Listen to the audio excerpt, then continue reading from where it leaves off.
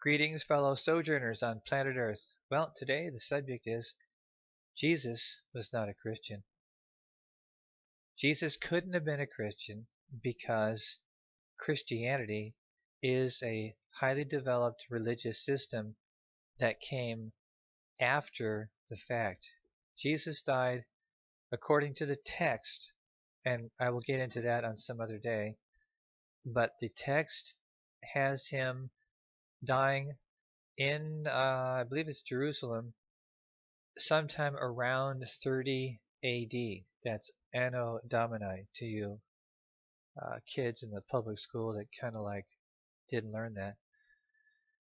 So, and then the Bible, as we know it, the so-called New Testament, the pen hit the paper sometime around approximately 40 years later. So you can find that out through third-party independent sources.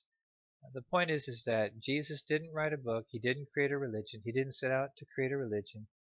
He came to the world. Well, just like we all did. I mean, he's born into the world, and he had a particular perspective on things, and he talked about it, and he did some stuff, and he became very well known, and he established a particular legacy that is truly astounding, and he's surely worth paying attention to and learning more about because he is a very significant character, and it's important for you and for us all to not make the mistake of associating him with Christianity, because Christianity is kind of like, it's got some problems.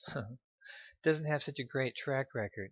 And that makes sense because it's humans who cooked it up and they developed it. So, and they did the best they could because Jesus isn't here anymore. So you kind of like, they came up with their idea, but nonetheless, uh, it's in some respects highly problematic and very distracting. And you hear a lot of trash talk about Christianity and Christians and the church and all this kind of stuff.